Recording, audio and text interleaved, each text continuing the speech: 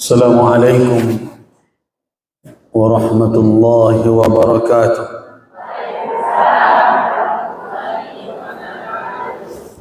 الحمد لله الذي أرسل رسوله هاديا إلى صراطه المستقيم. أشهد أن لا إله إلا الله وأشهد أن محمد رسول الله.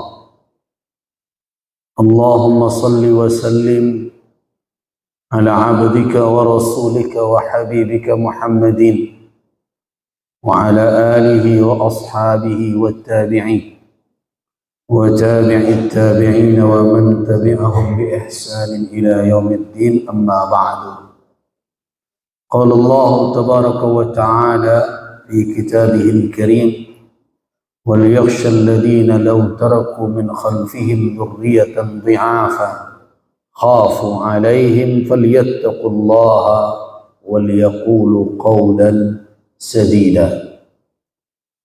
Sadaqallahul Azim. Yang kita hormati Bu Yesi yang dalam kesempatan ini hadir bersama kita, dan ini adalah suatu kebahagiaan bagi saya karena hal-hal yang seperti ini yang terkait dengan sel paling bawah atau yang paling mendasar dari tatanan kehidupan masyarakat bisa bertatap muka dengan kami, setidaknya para ulama, karena jarang selama ini kami bisa langsung berhadap-hadapan dengan ibu-ibu, tapi sayang bapak-bapaknya belum. Ini repotnya ini ibu-ibu saya nanti disampaikan apa-apa kadang tidak sayo je ibu. Kita berharap ke depan ada bapak-bapaknya juga, sebab bapak-bapak itu kalau sudah berbicara rumah tangga kan dia merasa menjadi penanggung jawab. Nah, keluar ayat ar-rijalu qawwamuna 'alan nisa itu. Tapi ketika anak bermasalah, anak kau tuan celiklah tuan.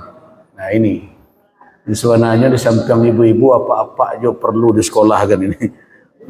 Perlu dikumpulkan seperti ini.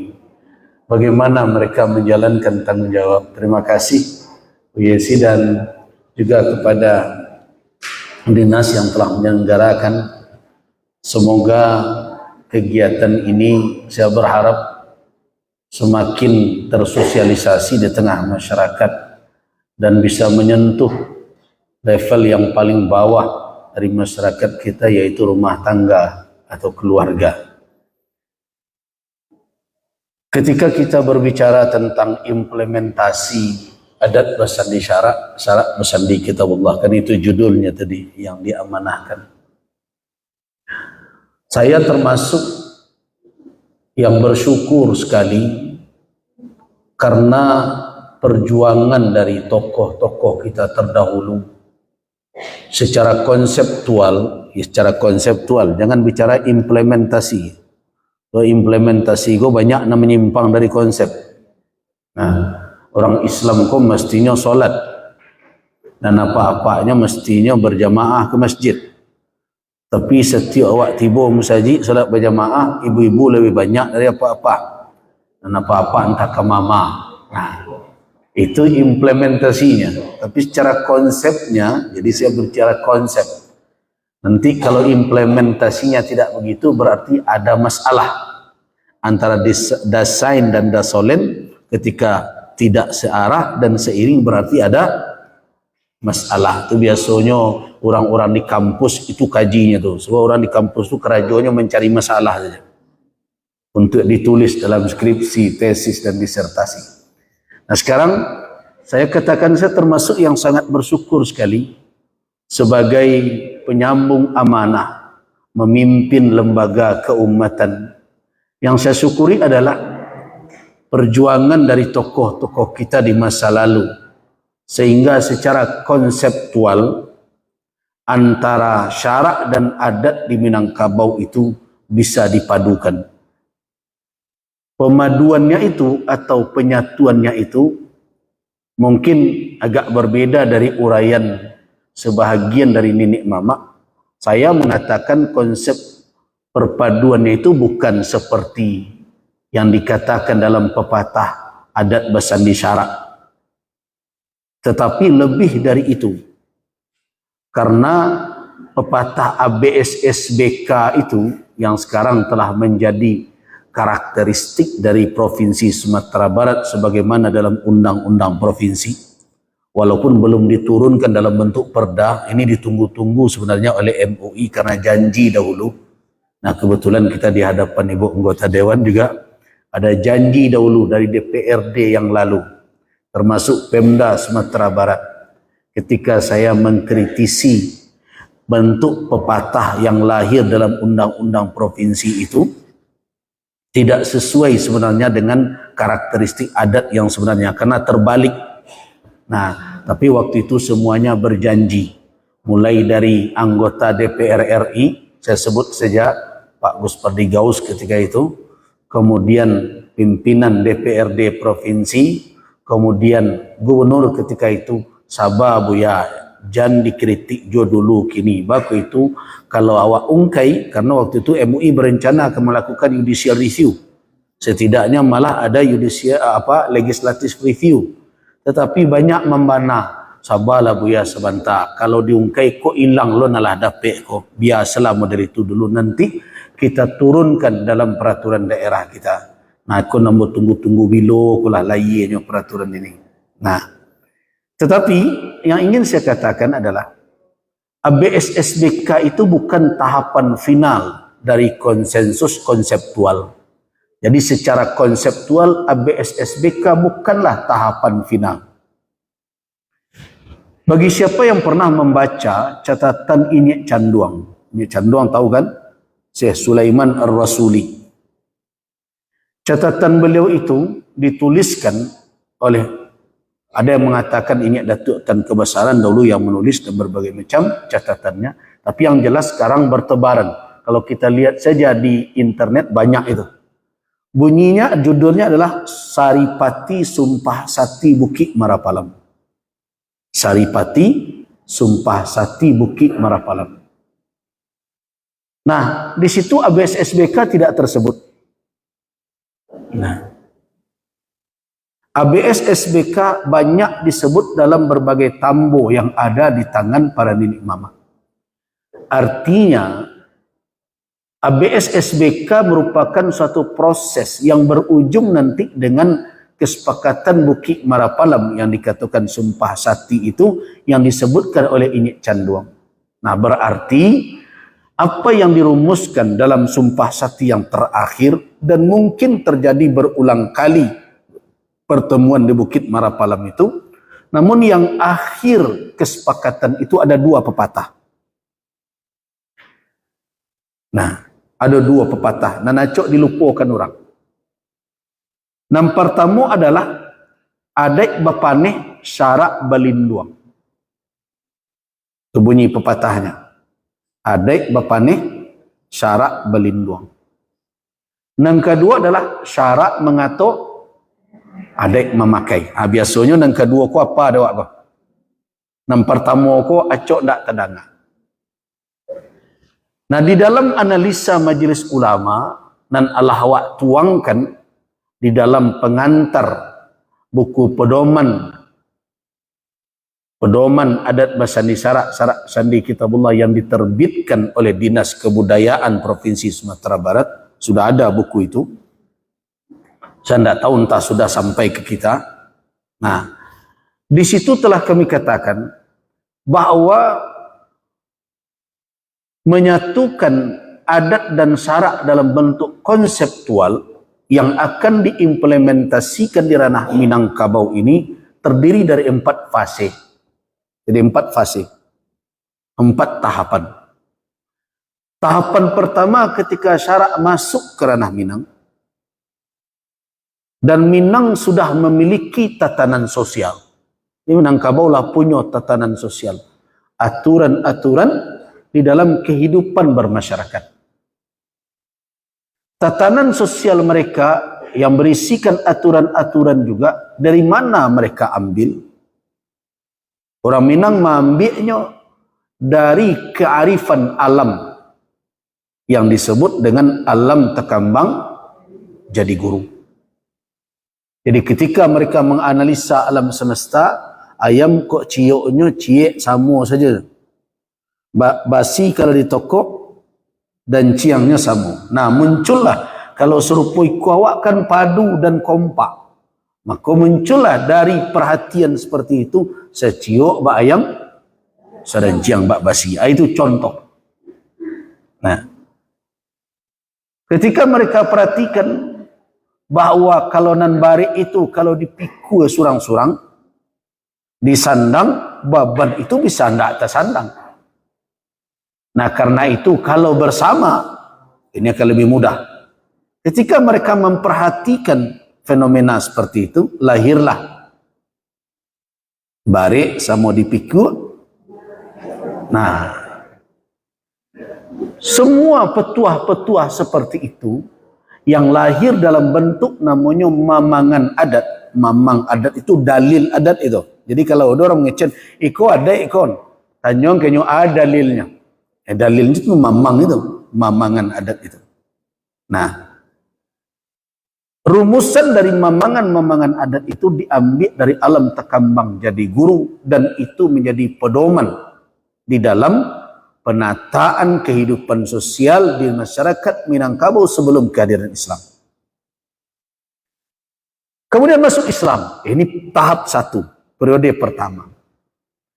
Orang Minang ketika menerima Islam, sebagaimana karakter nalah tertanam dari alam tekambang jadi guru, orang Minangkau bukan orang nan mudah menolak dan indah elo punah mudah-mudah menerima.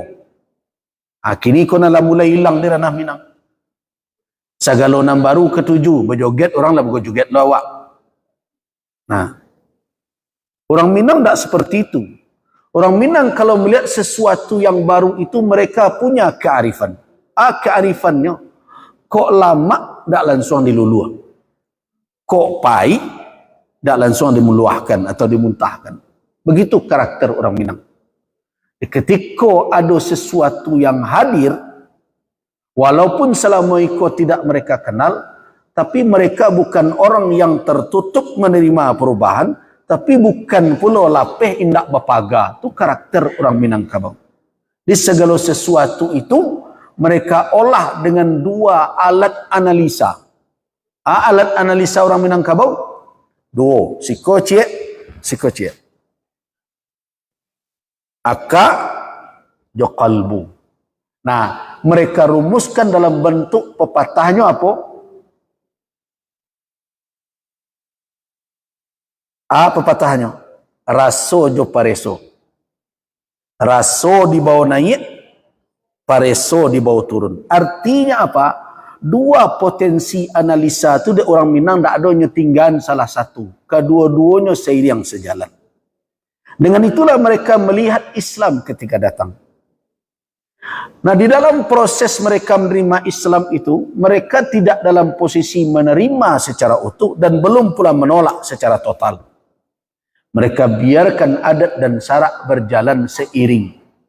Itu nanti dikecekkan di dalam mamangan adat, adat jo syarak ba'awa jo tabiang sanda menyanda kedua. Itu adalah fase satu namanya itu. Awak ringkaskan. Kemudian berjalan, setelah lama Islam ada, mulailah diseleksi, dicalik. Anan harus dikerajokan, anan tak patut dikerajokan. Nah, mulailah dilakukan apa? Dilakukan perpaduan antara dua nilai ini. Nah, disitulah lahir adat basandi syarak, syarak basandi kitabullah. Apa maknanya? Adat jo syarakku indak cie dah di dalam pepatah itu. Sebab orang Minang ketika memakai bahasa pasti beralamat bertujuan. Ketika mereka katakan basandi, berarti mereka mengambil proses yang biasa dilakukan di manusia Minangkabau membangun rumah gadang. Jadi rumah gadang tu kalau dibuat ndak sandi tagak dahulu tu. Tonggaknya tegak dahulu. Tonggak ditagakkan, kemudian dia tua jo parabuang jo laye dan berbagai macam. Sesudah tertagak rangkonyo, baru kemudian diangkek bersama-sama, baru dimasukkan sandi kemudian. Nah itulah, jadi makna dari ABSSBK itu memiliki dua aspek. Yang pertama makna historis, yang kedua makna filosofis. Makna historisnya menunjukkan adailah ado dahulu. Kemudian sarak tiba kemudian diletakkan ke sandinya sebagai sandi. Makna filosofisnya apa? Bahwa nilai-nilai adat nan selama iko bertolak belakang hendaknya mulai digeser. Nah, diletakkan pada sandinya. Kalau toh indak tapek bana, minimal kok karari baralih tagak tetap di tanah nan sebingka, kok kabageser duduk tetap dilapik nan sahalai. Nah, begitulah orang Minang menyesuaikan. Itu fase 2. Kemudian berlanjut, karena sistemnya seperti itu, adat dosara alun padu. Kenapa? Sandi batu, nan tonggak kayu. Dua bahan yang berbeda. Nah, karena itu, ada saja tingkah bertingkah antara adat dan syarak.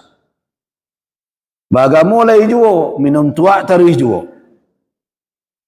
Membuat gelanggang jalan jua, memancang gelanggang, madu ayam, menyabuang ayam, termasuk berjudi, menduduk candu berbagai macam, taruh juga berjalan. Akhirnya terjadi anan dilarang di Allah, wala talbisul haqqa bil batil.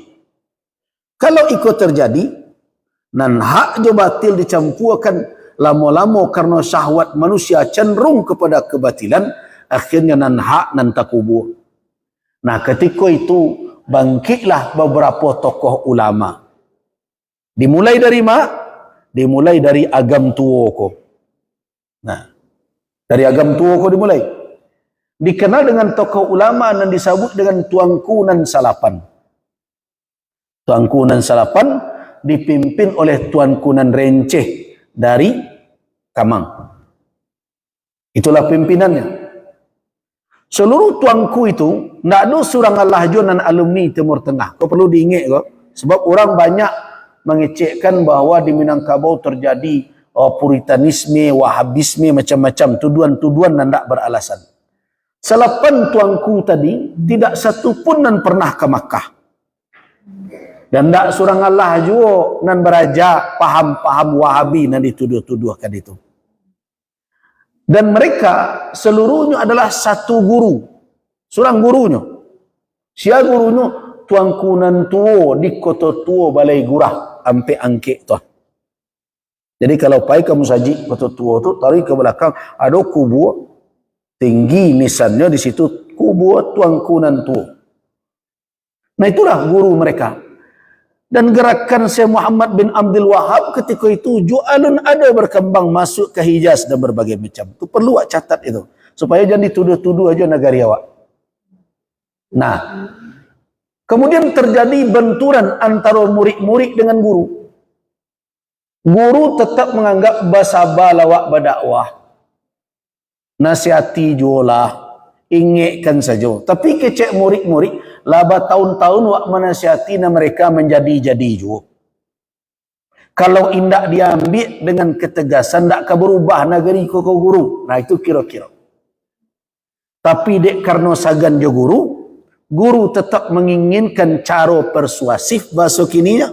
Dan murid lah ingin membuat gerakan. Akhirnya terhenti. Sampailah pulang 3 haji dari Mekah. Nah itu bersuanya tu. Haji SMP itu, Haji Sumani, Haji Miskin, Haji Piobang. 3 orang kok, indak lo ada murid Wahabi, kau nak perlu diingat kok. Beliau-beliau itu termasuk bermadhab Syafi'i. Jadi tidak ada catatan itu. Cuma ketika pulang, Haji nombor 3 itu menginginkan ada perubahan yang signifikan. Kalau lama-lama model itu, awak tetap terkurung dengan perbuatan dan indak jalih ujung pangkahnya. Islam lain, dan dilarang Islam, dijonjo. Akhirnya ketika mendapat kawan seperti itu, dan 8 tuanku tadi mulai berbeda dengan gurunya menampakkan keberanian dan menyatulah dengan 3 haji. Tapi supaya jan balawan mana jo guru, kan takut orang durako ke guru dulu. Berbeda kini guru dia cuang tinju bagai jeleklah anak-anak awak. Nah, aku nan jadi baban barik di ibu-ibu di dalam rumah tangga. Nah, supaya nak jantai ibu hati guru, diambillah dewan penasehat. Sia dewan penasehatnya anak dari guru-guru tadi. Jadi supaya tuanku nan tua janda singguang, dewan penasihat mereka ambil tuanku pemansiangan nan mudo di Kota Lawe. Jadi kalau ibu-ibu pergi ke Padang, sudah Kota Baru belok suwo Kota Lawe. Nah, di situ ada tuanku pemansiangan. Nah, tuanku pemansiangan tu nan mudo tu. Nah, tuanku pemansiangan nan tua adalah guru dari tuanku nan tua. Jadi kalau anak guru nan maju, tentu nan guru tadi sagan. Nah, begitulah strategi dari tuanku nan salapan. Nah, kemudian terjadilah pergesekan. Karena ikulah memulai gerakan, orang-orang nama mancang galanggang tak setuju. Nah, mulailah terjadi permusuhan, muncullah peristiwa itu di Simpang Buki. Waktu itu pertama terjadi ketika galanggang dipancang dan terjadi pertikaian. Nah, itulah yang memicu nanti pertikaian itu. Jadi bukan pertikaian orang adat dengan orang agama. Kau perlu digarisbawahi. Itu adalah pertikaian antara orang yang menegakkan amar ma'ruf nahi mungkar dengan cukong-cukong nan nado di galanggang di negari. Nan agen candu, agen judi, agen sabuang itu nan memprovokasi orang berlawan kepada para ulama dan tokoh tadi. Kenapa? Sebab nan bergabung dengan tuanku Narence dan lain-lain bukan ulama saja. Termasuk datuk-datuk dan setuju. Misalnya Datuk Batua di Pandai Sikit bergabung dengan Haji Miskin. Tahu tak apa-apa dan ibu-ibu? Tuanku Imam Bonjol ketika beraja ke agam tua itu, pai ke tuanku nan tua, kecek tuanku nan tua beraja sajalah jemuri ambo. Nyolah membuat surau di Kamang, di Bansa, tuanku Narence. Di situ ada berdua tuanku. Tuanku Narence, seorang tuanku Nanggapuk, seorang lain. Nah, di situ salah beraja. Tahu tak Imam Bonjol datang Josia? Dua orang Datuk Bandaro cik, Datuk Hitam cik. Itulah yang jadi panglima Imam Bonjol. Jadi jangan nama jawab dikecekkan. Iko cakap antara kaum adat jo ulama. Itu tak benar. Ada di antara ulama nanti juga nama pihak ke Belanda dan lain-lain. Ada tokoh adat yang ke pihak ke Belanda. Ada pula nama pihak kepada orang-orang yang menegakkan amar ma'ruf nahi mungkar. Nah, itulah cerita. Tapi wak kan tak cerita sejarah tu gini tu. Tu amu ingin meluruskan saja sekete. Awak capean. Nah, ujung dari pertikaian tadi, itulah yang melahirkan nanti Sumpah Sati Bukit Merak Palam yang terakhir itu. Nah, kesimpulannya, kalau ingin awak adat jo sarak ko indak dipatentangkan lain, maka harus ada kesatuan secara konsep. Tak boleh berbeza lain. Nah, disitulah kearifan orang Minang. ABS-SBK harus dilanjutkan. Kelanjutannya, adat bapaneh syarak balinduang. Itu yang dicatat. Jadi di Bukit Marapalam itu ditetapkan 2 pepatah adat. Yang pertama, adat bapaneh syarak balinduang. Maknanya ditulis di situ. Adat bapaneh adalah tubuh di Minangkabau. Syarak balinduang adalah jiwa di Minangkabau. Jadi kalau tadi hubungan adat dan syarak dalam ABS-SBK serupa tonggak jo pondasi batu, nan jaleh bak minyak jo air tu. Bila lo tonggak dari kayu, batu dari pondasi ke basatu. Ndak ada, tetap walaupun ditampek nan sama, tapi nyo balain jenis. Sama dan air dan minyak disatukan dalam satu wadah, lebih campurannya. Tidak. Nah, karena itu kini harus digeser. Indah itu lain. Tetapi umpamanya adalah adat bagaikan tubuh. Syarak bagaikan jiwa.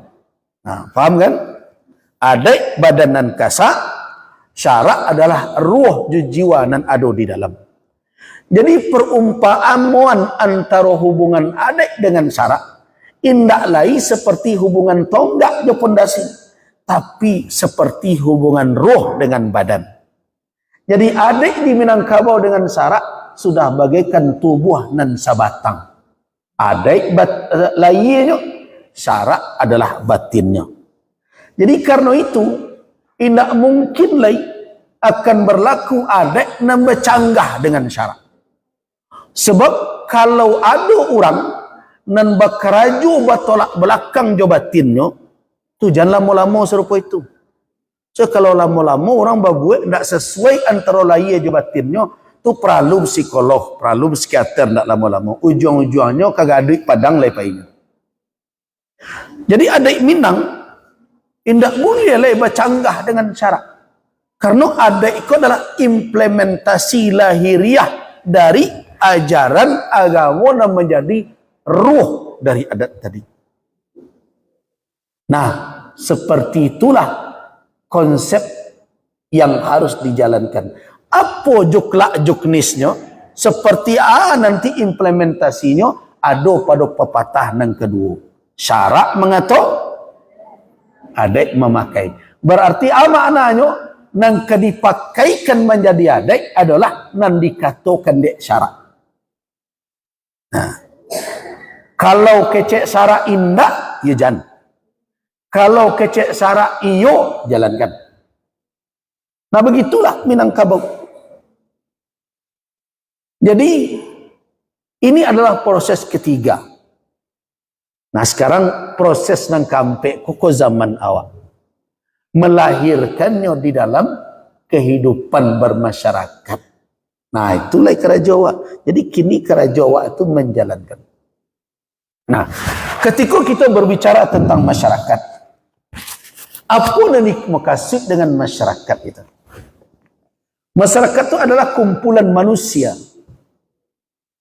yang diikat oleh berbagai macam ikatan, yang mereka berkumpul, berkoordinasi, berinteraksi satu sama lain untuk saling menopang apakah dalam tujuan jangka panjang atau jangka pendek.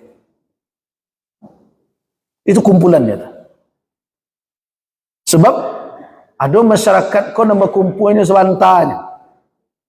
Masyarakat nomaden. Sama kepentingan seperti dahulu orang Badui. Besuanya matu aye berkumpul sekitar itu. Ada padang rumput lah habis lo padang rumput habis matu aye tertutup bercara lo nyalai. Nyobuat lo nang ketik-ketik dan lain. Tapi ada yang menetap. Nah di dalam Islam kalau kita kaji ilmu kemasyarakatan di dalam Islam, konsep masyarakat itu ada dua. Yang pertama konsep badawah. Awak cok menyebut badui. Nah, yang kedua adalah konsep tamadun. Acok awak sabut-sabut kini madani. Acok dengar kata madani kan? Nah, kata madani itu dua maknanya. Yang pertama bermakna orang yang memiliki suatu konsep hidup bersama dalam keadaan menetap di suatu tempat, melanjutkan kehidupan berkesinambungan, dan mereka memiliki amanah untuk melahirkan peradaban untuk menjamin agar kehidupan mereka berjalan dengan baik. Nah itu konsep madani itu. Tapi ada makna madani kok dikaitkan dengan Madinah. Kota Madinah yang dibangun oleh Rasulullah menjadi pusat pemerintahan umat Islam di era pertama. Jadi dua. Makanya kalau orang nyabuk-nyabuk madani, yang bocok tanya, kok madani nan mago?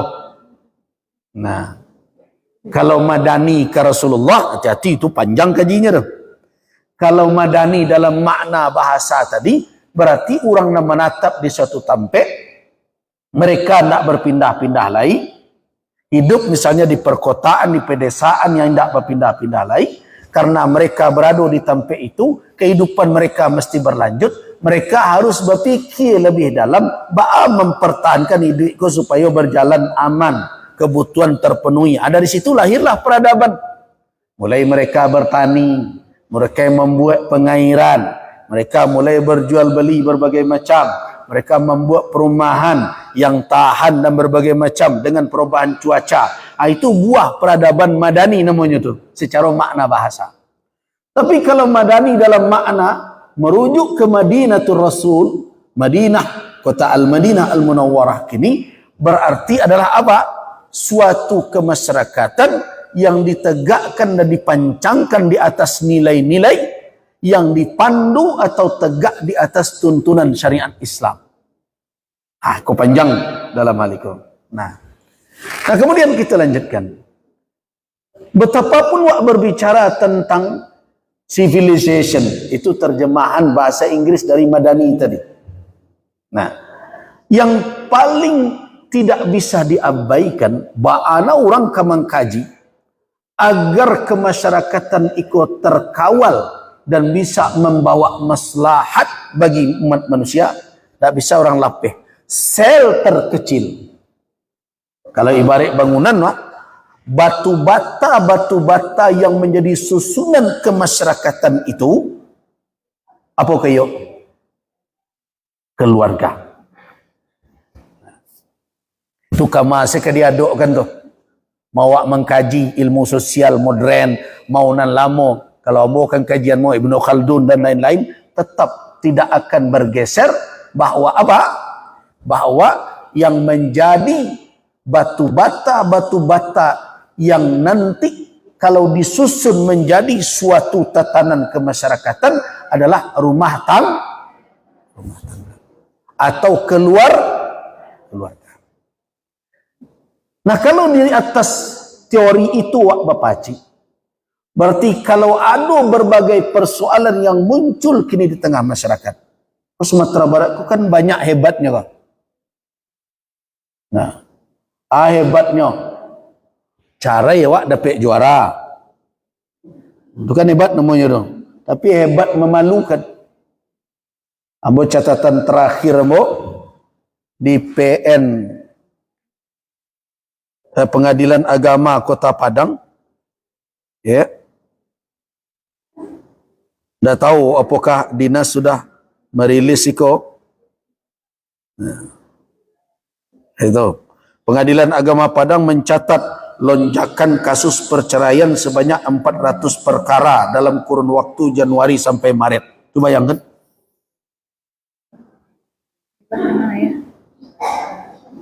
Orang membaca data itu ibu-ibu paling yo babayo. Tapi apa pangka masalahnya? Kalau awak baca ujungnya banyak lo nananeh di ranah Minang kok. Kalau di negara lain perceraian itu nan terjadi adalah laki-laki mencarian bini. Nah, tiba di Sumatera Barat iko gugatan cerai namanya. Tersuola abak pami orang lalu dia orang kapal na balaya dia awak pelabuhan na berjalan. Itu nanti terjadi gini. Nah, itu kan satu masalah gini tah. Kemudian muncul pula LGBT. Kalau bertahun-tahun Majelis Ulama meminta ada suatu kebijakan yang harus dilakukan untuk mengantisipasi itu. Sebelum COVID dulu lah. Sampai kini alunjo terwujud. Nah, LGBT. Walaupun sebenarnya LGBT itu jumlah yang disabui di media itu sebenarnya adalah data estimasi. Kau dalam mengekspos data dulu lah batangka jo MUI kok. Nah, MUI tidak ingin data itu diekspos begitu. Kenapa? Karena data estimasi itu basuo 5 kalian 10. Nah, jadi kalau 500 nambah basuo berapa jadinya tuh? Kali 10 berapa? 5.000 bayanglah tuh. Nah, tetapi awak terlepas dari jumlah apakah itu data real atau data estimasi, tapi nanjaleh adanya fenomena penyakit seperti itu di masyarakat dan dianggap tidak bermasalah. Itu masalah gadang tuh. Ada lo kadang menuduh, lain tak adik-adik Minang tuh mekonyo banyak dan serupa itu. Adalah nama yang tuduh. Bagai itu orang Minang dulu orang lalok di surau. Kini dah ada orang lalok surau dah. Sama so laki-laki lalok di surau, dah ada banyak itu dah. Kenapa? Karena dahulu laki-laki sebelum lalok di surau itu mengajar dia turun ke sasaran silek. Basilek dulu. Jadi maskulinitas itu nanti munculkan. Kini tidak anak laki-laki bajage menari. Itu nan rumit gini. Nah, jadi itu adalah persoalan. Kemudian alai narkoba. Narkoba tidak terbendung. Setiap hari kalau awak tanyakan kepada orang yang mengurus IKO, apakah BNNP atau aparat kepolisian dan lain-lain, nyopagaran awak kadang-kadang. Akhirnya, baan narkoba kini pak menurun buya. Itulah senang lu hati awak. Menurun aku, menurun umur pencandunya buya. Nah, ini pencandunya kok menurun umurnya. Kalau dulu mungkinnya tingkat perguruan tinggi, turunnya ke SMA, SMA turun ke SMP, SMP malah anak SD. Anak menyedihkan mana anak menurun balai dari kota turunnya ke desa. Nah, itu masalah. Kemudian apa masalah cik lain? Masalah tawuran. Nah, barangkali lo dikumpulkan dinas Josatpol PP MUI 1. Murah bana. Ambo pagi-pagi pernah ke PK Solo dari Padang, takapong otoa. Jadi anak-anak tawuran dan surang membawa kelewang dan surang membawa rantai berbagai macam. Untung saya dapat mailak balik baat. Nah, ketika di dalam pertemuan dilaporkan, ada di tagahan dia orang tua kepai solat, bengah kalian gua. Orang tua itu dikajian. Nah, tawuran. Kemudian ditambah lagi, kalau awak tanya ke guru-guru, ibu mungkin ada nang guru-guru, bahwa karakteristik anak-anak awak, karakter mereka dengan guru, dengan orang tua, dengan mamaknya, dengan berbagai macam, apa yang terjadi? Penghormatan semakin turun. Akhlak dan moral jauh dari yang diharapkan. Nah, seluruh masalah itu dan kini jadi perbincangan di tingkat provinsi sampai kabupaten kota. Kira-kira puncak masalah apangka masalahnya di mana? Rumah tangga dan keluarga. Nah, mana kok kasinan madok? Jangan dulu ibu-ibu nombor. Kau buya aku nyampe, saya tanggung jawab kawak sadonya. Nah, bukan. Karena kalau awak mami hadis Nabi sallallahu alaihi wasallam, ma min mauludin, kecil Nabi, tidak ada satu pun yang terlahir anak Adam ke muka bumi illa yuladu alal fitrah, melainkan dilahirkan di atas fitrah. Artinya ada di dalam diri satu insan anak nan talai itu bawaan bahwa mereka menyadari secara mendasar di dalam kalbu mereka bahwa ada pencipta alam semesta dan mereka ke makhluk. Punya keterbatasan dalam segala. Ada itu. Cuma biji bayi nan ditanamkan di Allah tadi, bibit nan unggul tadi itu, tentu tidak bisa indak ditumbuhkan, disiram, dipupuk supaya nya betunih. Setelah tunasnya muncul supaya nya menjadi batang kayu dan kokoh. Batang kue, badahan kue, badaun rindang, berbuah masak. Siapa yang bertanggung jawab menumbuhkan itu? Kau menjadi batang mangganya atau kau menjadi jelatang rimbo? Saya tahu jelatang rimbo. Kalau tagisi kata-katanya tu. Nah, kejadi sianya, sia yang bertanggung jawab. Nabila memberi peringatan. Bibit baik itu ada pada setiap anak manusia yang lahir. Akan tetapi kata Nabi fa'abawah. Maka kedua orang tuanya, bukan ibu saja, tu makanya bertanya papa mana? Nah, abawah, Dari abawah kau tadi, siapa paling gadang tanggungjawab? Apa? Bukan ibu. Nah, jadi bantuannya kau harus ada sekolah keluarga khusus bapak-bapak kau ni.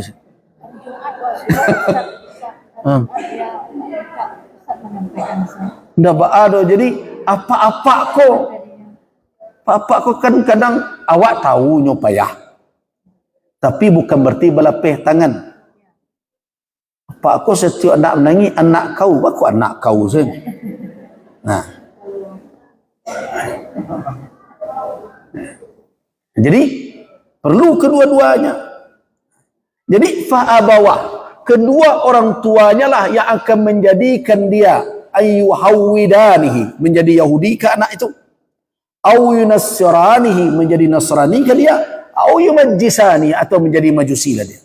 Artinya adalah pertumbuhan anak itu juga diamanahkan oleh Allah Subhanahu wa taala kepada kedua orang tua sebagai ikhtiar untuk menjadikan mereka sebagai siapa di masa depannya.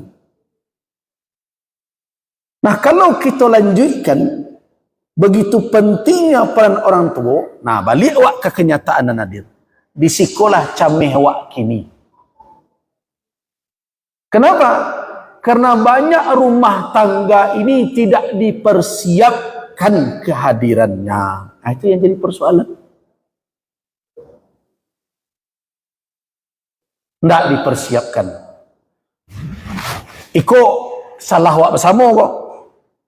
Termasuk kami, korup ulama juga. Tidak bisa cuci tangan. Kenapa? Karena anak-anak kita sekarang yang berumah tangga itu cenderung, boleh bapak dan ibu-ibu pereso, cenderung hanya dewasa secara fisik, tapi tidak matang secara mental. Itu banyak terjadi gini. Makanya carilah baralik rasa kepacah negari. Tak lama setelah itu cari heboh orang sekampung dia. Nah itu. Artinya apa? Kita berada di dalam kelalaian untuk menyiapkan wadah paling dasar dalam membentuk karakter manusia Muslim yang berkepribadian Islami, ya sebagaimana awak katakan berkepribadian ABS-SBK tadi, lalai. Kenapa lalai? Lalai itulah muncul dari awak, dan lalai itu menjadi warisan turun-temurun. Ambo coba bersuruh ibu-ibu, aja pada ibu-ibu, kok banyak tu kerja kami dulu dah cerita dulu ya. Setelah itu tu bah kebalanjik lo karena awak serupa itu. Ya nang ke kami agian kosong loh. Nah, akhirnya kelalaian ini berkesinambungan jadi warisan. Nah, kalau serupa itu, maka perbuatan-perbuatan yang menyimpang tadi itu akan berkelanjutan, bahkan semakin bertambah. Nah, itu fenomenanya nampak dewak kini. Anak tak pandai lai.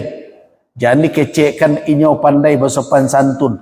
Walaupun dia aja kini kecek no. Kini lah mulai sekolah majan sumbang bara namanya. Sumbang 2 balai. Nah, kira-kira guru nan tampil di mongko kamera memasukkan ke TikTok, joget suuk, joget kita berputar dan lain tu bagai lama sama-sama tu sumbang kabara kira-kira. Bu sumbang kabara tu. Ledak sumbang sadonya tu. Bukan nan ka 2 balai, tapi 2 balai sumbangnya, tak betul.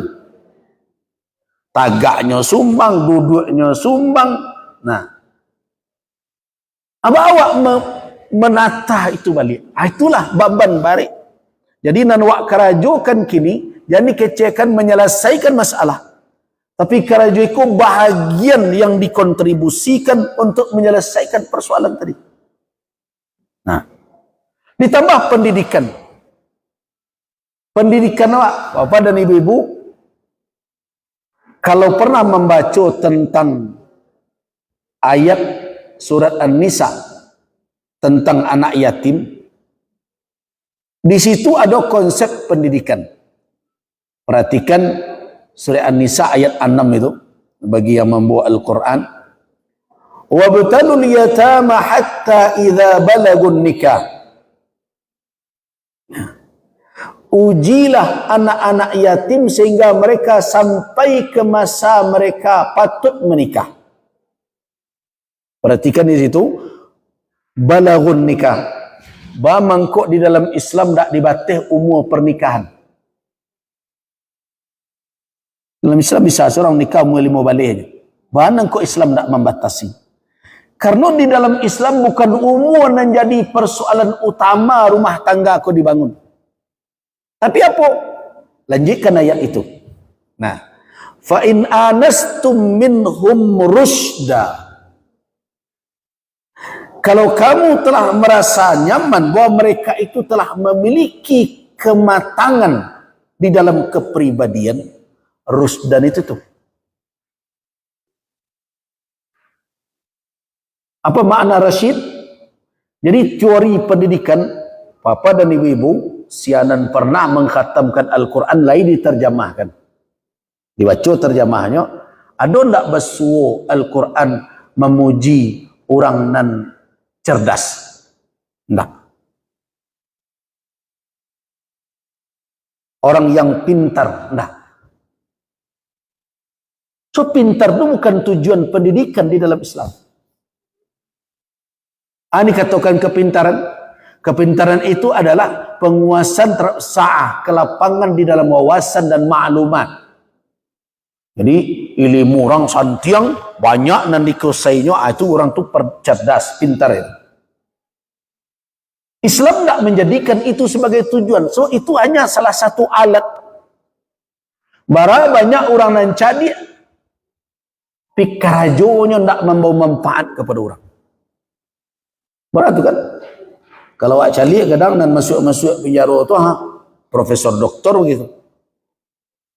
Nah, pintar, wawasannya luas, maklumatnya banyak, informasinya sambuh, tetapi dia tidak rasyid. Nah, sedangkan di dalam doa awak diminta untuk menjadi orang yang rasyid. Kan ada doanya, Allahumma habbib ilainal iman wa zayyinhu fi qulubina wa karrih ilainal kufra wal fusuqa wal isyana waj'alna minar rasyidin. Waj'alna, jadikan kami termasuk orang-orang yang rasyidun. Apa makna rasyid? Itu orang-orang yang bisa memanfaatkan potensi dirinya, termasuk ilmunya, termasuk kecerdasannya untuk membawa kemaslahatan kepada dirinya dan masyarakatnya. Itu tujuan pendidikan di dalam Islam. Terus dan namanya itu. Artinya apa? Matang di dalam mengelola dirinya. Jadi orang menikah itu sebenarnya bukan umur yang jadi sangkutan, tapi kematangan. Coba perhatian anak-anak awak kini yang baru nikah. Nah, kalau dari sisi fisik, Bapak dan Ibu, capek anak-anak kini matang. Anak SD saya lah tahu deh nyo, lah papa mamanya bagai. Nah SD kok. Nah, berulang-ulang tahun sampai kelas baranya tuh, kue pertamanya untuk apanya jamaknya. Kelas 6 lah ngagi lo ke kawannya papanya lo surang. Tu makanya bocok ngecen jadi biasa je ulang-ulang tahun tu majanya macam-macam saja. Abeko tiba di SMP hanyalah pai ulang tahun ke situ ke siku. Nah awak eboh juga. Ambo tanya ke kawan-kawan di KUA dari tahun ke tahun menurun atau meningkat grafik orang yang menikah dulu bajak pada Jawi ko. Jawaban para KUA meningkat terus. Nah, ana menjadi cikal bakal itu. Awak kadang-kadang nak memberikan. Kadang ustaz-ustaz satu lah ulang tahun bagi. Nangkani contoh tauladan. Dia umat kadang tak menjago. Ini sering terjadi. Nah, jadi mereka tidak matang secara mental, spiritual. Mereka hanya matang secara fisik.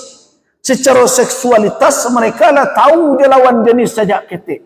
Kenapa tidak? Kau anak tidak bisa dicalik di siku. Dan awak kadang terpasuk. Makanya ada sebagian negara yang tidak membolehkan anak-anak memakai gadget. Nah, HP pintar ini cukup hanya kalau mereka punya telepon yang bisa berkomunikasi saja dengan orang tua. Tapi dia awak tidak doh. Dia segala PR mamer pakai kok. Akhirnya semenjak usia nana lumpatui anak awak lah berinteraksi dia kok. Ditambahlah orang tua sibuk sadonyo. Jadi langkoklah segala hal yang akan membuat mereka lupa dengan menumbuhkan kematangan jiwa.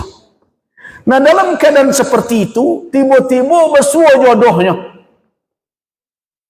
Jadilah pernikahan kau uji coba. Ini banyak pernikahan, coba lu kok sesuai lanjut, kok tidak kebajuannya, kecek kontrak kerjasama mungkin maulah tanah, tak ada jalih. Itulah yang terjadi kini. Nah, sekarang ba'a cara menanggulangi itu.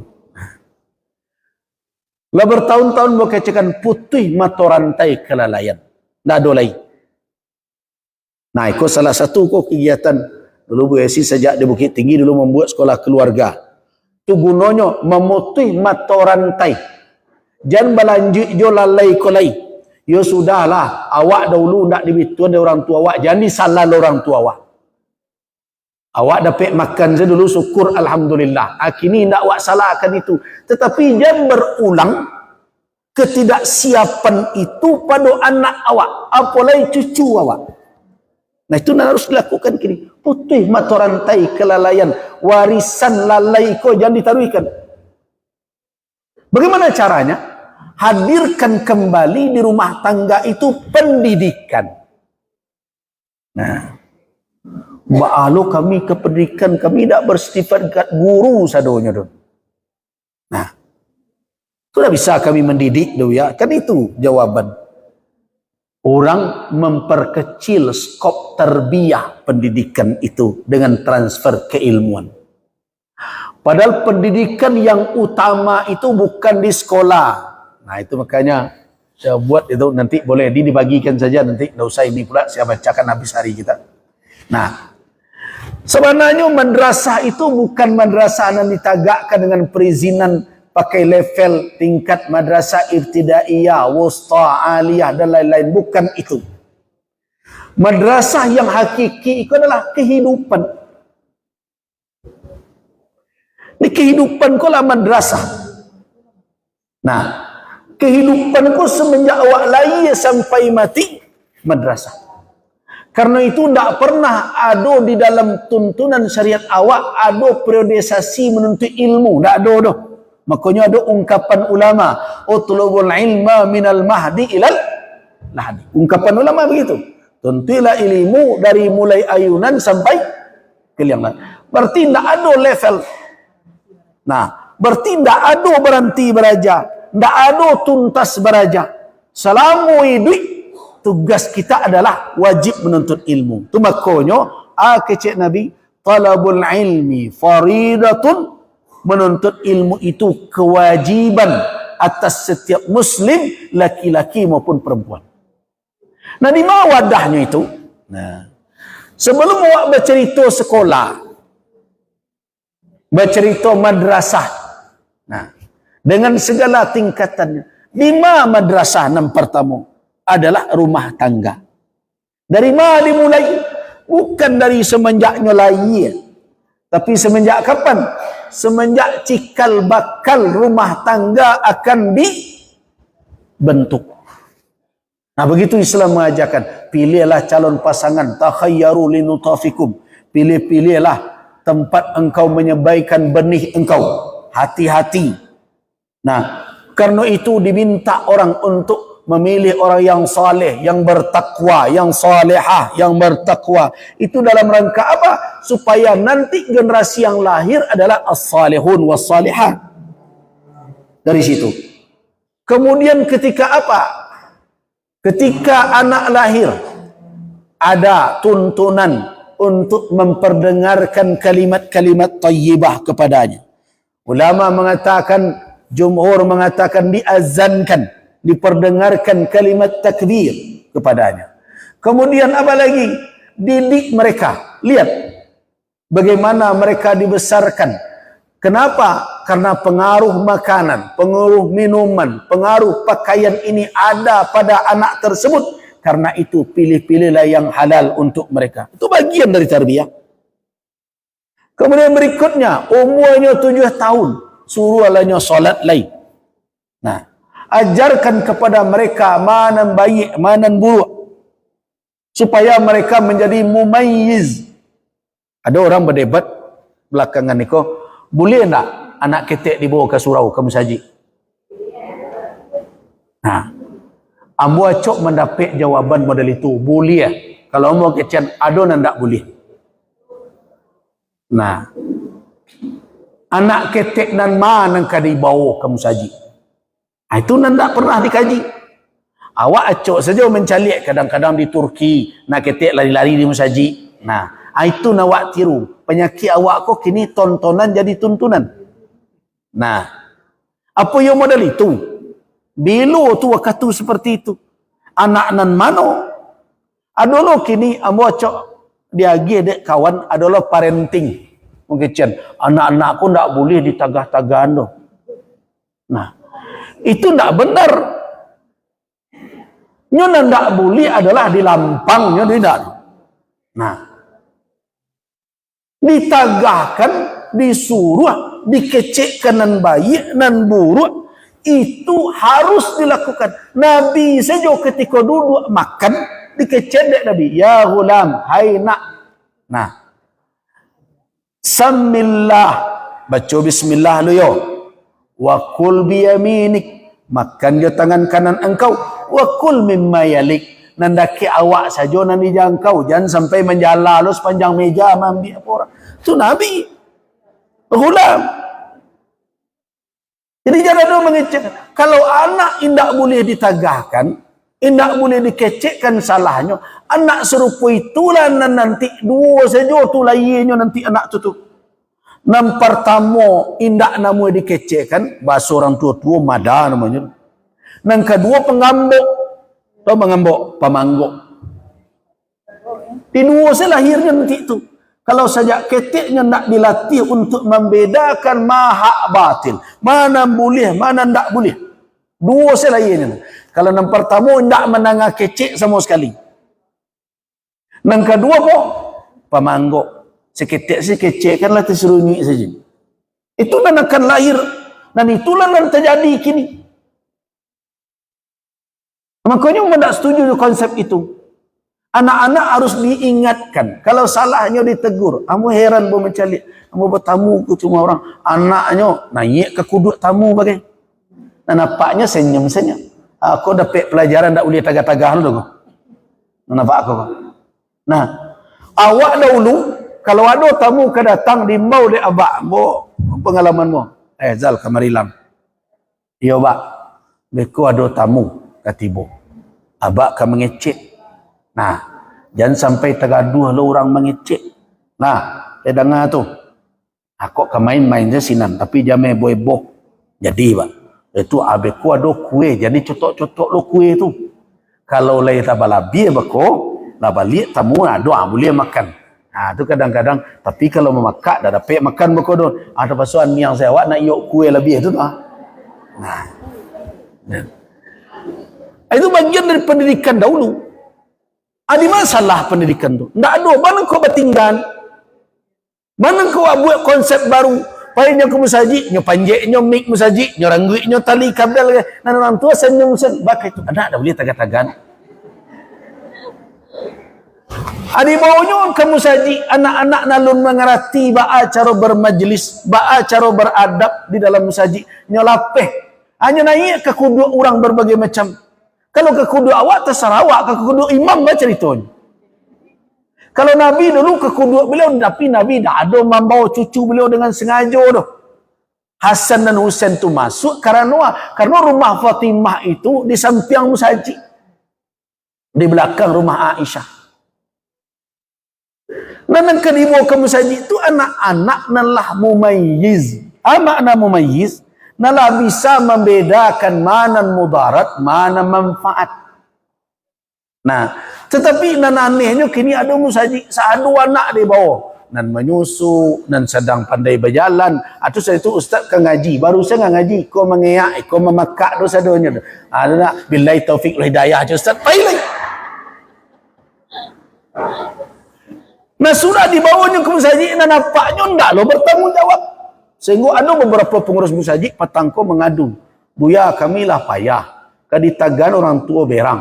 Oh musajid tak boleh ada ramah anak itu, tapi tak bisa kami solat tarawih nyaman doh. Anak-anakku berlari, bagalui, bacaan imam tak tadanga. Nah itulah penyebabnya. Di awak kadang-kadang lai dapet nan baru, langsung saya berlulu. Tak ditimbang dengan tuntunan syarak awak tu. Nah, itu contoh. Jadi pendidikan ni ko umur 7 tahun, nyula disuruh mengarajokan nan bayi. Salat. Dan nyula ditagahkan adonan memudarat. Itu makanya di dalam Islam, sabi itu, anak ketek itu walaupun alun balik berakal, ada namanya mumayyizun. Sabiyun mumayyiz. Nah, anak serupa itu boleh jadi imam tu. Lah boleh jadi imam awak. Tapi kalau lu mumayyiz alun lain. Nah jadi ada pendidikan dasar. Umur 10 tahun nyalah mulai dihukum. Hukuman kau perlu. Tapi bukan melampangnya. Walaupun dalam hadis idribu. Fadribuha alaiha. Fadribuhu alaihi wa hum abna'u asyri sinin. Pukul mereka. Mereka berumur 10 tahun kalau masih meninggalkan salat. Pukul itu bukan dilampang kepalanya. Jadi tidak begitu memahaminya. Tapi kalau itu akan melecut bagian-bagian yang tidak akan menimbulkan mudarat kepada diri anak itu. Jadi anak-anak nalayi kini, ambo kalau mendengar cerita itu, kau tangan ambo pernah lo kane kabel. Tapak ambo pernah lo kane rotan. Ketika itu tak dapat mengadu ke abak tu. So, kalau mengadu, indah bapia, gerang gaya kawak tu kuat nalayi. Ditambahnya ang mada dia wah dia tambah cik. Nah begitu dulu. Kini ndak orang tua langsung tak guru tu yang ndak batu biarlah suap pak turik ke sekolah ada. Nah, jadi rumah tangga bukan hanya harus hadir di situ nilai-nilai, tetapi juga harus mensupport anak tadi tumbuh dengan kedewasaan. Nah itu yang diharapkan. Nah apa kuncinya? Terakhir, apa sampai jam berapa? Lah habis kan? Ada dialog ya? Baik. Nah, bagaimana kuncinya? Dari berbagai cerita tadi, adalah struktur atau boleh dikatakan kondisi masyarakat kita yang dikatakan masyarakat Minang yang katanya beradat basani syarak-syarak usandi kitabullah sebenarnya telah mengalami perubahan yang mengkhawatirkan. Di antaranya ada hilangnya peran-peran yang akan membuat atau yang menjadi fasilitas pendewasaan anak-anak. Itu hilang. Rumah tangga tadi orang tua lah banyak salah faham. Nyesangkonya ini membantu sekolah. Padahal sebenarnya sekolah yang membantunya. Jadi hakikatnya bukan kita yang membantu sekolah. Sekolah itu yang membantu kita. Satu. Dan kedua, masyarakat mulai dari rumah tangga sampai ke masyarakat tidak lagi menjadi wadah atau ranah yang nyaman untuk pendidikan dan tumbuhnya anak menjadi anak yang matang. Kenapa? Lingkungan kini terkontaminasi dengan berbagai macam perbuatan-perbuatan yang mengkhawatirkan kalau ditiru di anak-anak awak. Jadi ada satu contoh. Ada satu keluarga datang ke surau. Mengadukan anaknya narkoba. Datang bapaknya. Datang ibunya. Datang keluarganya. Ketika mau tanya, apa perokok? Enggak. Ibu perokok? Enggak juga. Enggak ada surang Allah yang perokok.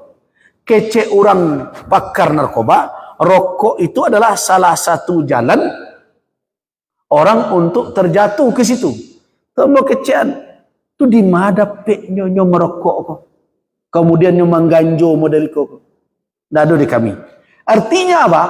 Ketika anak dilepas dari rumah tangga, lingkungan pun tidak menjadi penopang anak menjadi baik kini.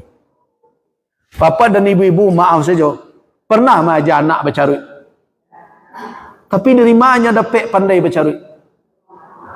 Nah, berarti lingkungan. Nah, kenapa lingkungan seperti itu? Karena peran-peran pusat-pusat untuk menjernihkan lingkungan ini sudah hilang. Surau tidak lain. Musaji hanya sampai beribadah kini. Maaf saja, para ulama kini kok boleh dikatakan hanya hadir di majelis-majelis ceramah. Nah, hubungan antara umat dengan ulama, maaf saja kini seperti hubungan dengan orang upahan. Diundangnya, diagi amplopnya, pulang lalai. Itu saya tidak pakai ciannya tu. Nah, jadilah rusak jaringan sosial masyarakat awak. Hubungan umat dengan ulama tidak seperti dulu. Ambo masih ingat masa ambo ke Mesir. Kece abak ambo, jamak bila berangkat hari itu sebelum nampai pela tamui Pak Ustaz Luyo minta nasihat. Kira-kira ibu-ibu lain pernah melakukan serupa itu kini nak? Tidak ada. Sebelum berangkat antamui dia Pak Ustaz. Ecen kenyo minta nasihat jadi. Pas pulang dari Mesir, lah sudah besu aja orang kaya kecamak. Anglah besu aja Pak Ustaz. Alun lemak, apailah temui lah beliau lu. Gitu. Dahulu orang ke merantau, painyo ke Buya Surau, meminta nasihat. Pulang dari rantau, tak lupa dia singgah ke surau tampeknya dulu mengaji. Nah, artinya apa? Ada suatu jaringan dan kinilah rusak di tengah masyarakat. Nah, siapa yang bisa memperbaiki jaringan itu balik adalah bapak dan ibu-ibu. Tak bisa buya memasuk. Tak bisa ulama tu. Kenapa? Karena kini orang diajar merdeka. Sehingga merdeka seluruhnya. Tak mau. Nah, begitu juga di tengah masyarakat qudwah, ketauladanan mulai hilang.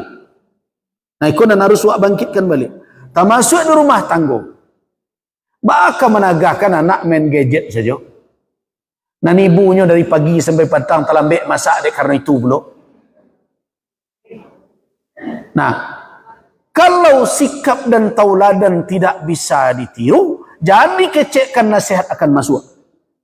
Ingat itu. Coba bayangkan, ada seorang apa kau menasihati anaknya gak 3 jam. Lejale yang merokok, rusak kesihatan, ABPT, belanja meminta ke orang tua, kalau belilah kerokok babaka, lepas fikir itu. Lah panik apa tadi menasihat, lah 3 jam dek mengkuliah anak. Lah, yang dengar doa. Jadi baknya kan tagaknya sebelum tagak, Mariam tolong beliau pak rokok sotang kadai telah. Coba tu. Kira-kira kesimpulan dalam fikiran anak. Apa kau ngecek sana lainnya. Nah itu, jadi banyak kini anak menjadi bagian-bagian penting di dalam madrasah kehidupan. Itu madrasah kehidupan namanya. Indak berperan, indak berfungsi doh. Nah jadi kalau terjadi seperti sekarang, anak bisa awak kecekkan. Kalau ambo kini ketika banyak orang mengadu-ngadu itu, ambo kecian, yalah awak lah jatuh di panjai awak surang, si anak kena sesali lah. Artinya apa? Kalau kita ingin generasi kita berubah, bapak dan ibu-ibu, awak nan harus berubah dulu. Kalau awak nak nama berubah, maka generasiku akan seperti itu, bahkan bisa menjadi lebih parah. La qadarullah. Merasa itu, terima kasih, tercukupkan. Billahi taufiq wal hidayah. Assalamualaikum warahmatullahi wabarakatuh. Terima kasih Bapak Ibu materi yang disampaikan oleh Buya. Harusnya bisa disimpulkan karena semua yang bisa terkait kesimpulan semua. Jadi nanti saya kasih kesimpulan semua yang bisa pakai. Jadi untuk mereka saja punya akhir kita diskusi dan pemilu untuk pertama kita minta tiga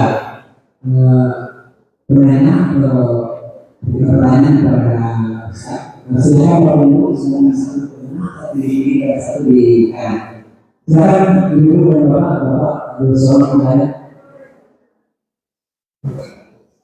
Silakan diskusi dengan dua. Ibu dari sekolah Pak Bapak yang mungkin diskusi terkait dengan pendidikan awal sekolah dikaitkan dengan hal yang tidak saya. Silakan.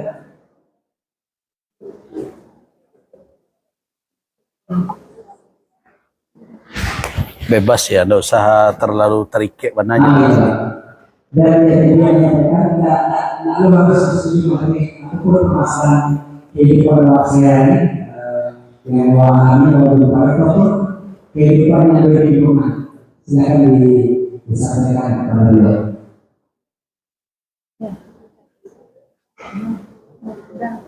Silakan Bu.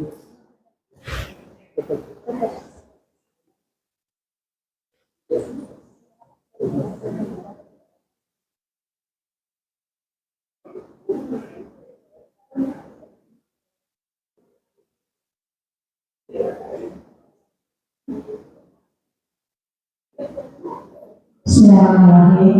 Assalamualaikum warahmatullahi wabarakatuh. Waalaikumsalam warahmatullahi Mungkin sedikit Ustaz, Iya. saya simpulkan tadi, saya ulangkan dari kesimpulan saya sendiri bahwa penyebab ini permasalahan sosial saat ini daripada anak-anak terutama yang sebenarnya disebabkan karena masalah keluarga diambil dari wadah yang merupakan menjadi lebih baik, kemudian demikian pula di masyarakat, kemudian misalnya dari sosial masyarakat dan hilangnya dari keadalan di lingkungan masyarakat. Jadi itu yang saya sebutkan tadi. Jadi penyebab sewanya ini, penyebab yang kali ini, kalau boleh disimpulkan, mungkin karena kita ini tidak berpihak lagi pada sunnah, mungkin itu penyebabnya asal. Kita tidak paham, tidak memahami betul Al-Quran dan sunnah Rasulullah SAW. Kita mungkin setiap hari mengaji atau mungkin membaca artinya gitu, tapi tidak juga memahami ayat-ayat maksud dari Al-Quran itu. Sehingga tidak banyak tidak paham dan tidak mengenali lebih dalam apa maksud ayat yang ada dalam Al-Quran itu. Tidak bisa mendapatkannya dalam kehidupan kita sehari-hari. Sementara dari luar begitu banyaknya, begitu dahsyatnya informasi-informasi yang sangat bertentangan dengan Al-Quran dan hadis, sehingga dari satu sisi kita tidak berpihak itu, dari sisi lain kita datang dengan informasi yang bertentangan dengan Islam. Itu penyebabnya terjadinya permasalahan di tengah masyarakat saat ini, terutama pada anak-anak kita gitu. Jadi mungkin kalau kira-kira bisa nggak kita kembali betul-betul kembali memahami Al-Quran ini gitu. Tapi bagaimana caranya gitu? Apa namanya? Belajar tafsir, gimana caranya agar setiap kita ini betul paham dari ayat-ayat yang ada dalam hadis, bisa mendapatkannya dan bisa memahaminya untuk keluarga kita masing-masing. Mungkin kira-kira ini itu beda-beda. Assalamualaikum warahmatullahi wabarakatuh. Salam. Yang lain Bu, ada yang lain Bu? Yang mau berdua. Tadi jawab nih dulu.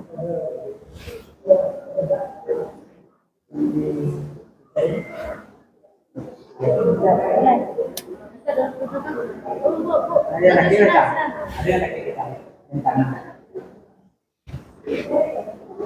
Assalamualaikum warahmatullahi wabarakatuh. Waalaikumsalam. Yang ingin saya tanyakan bisa sejauh mana sejauh mana kita untuk menasihati anak dengan kata-kata atau kita langsung sudah melalui misalnya kita menasihati anak secara terlalu banyak anak tidak terima, kemudian kita lebih memilih untuk banyak berdoa minta Allah supaya Allah akan mempertahankan kita.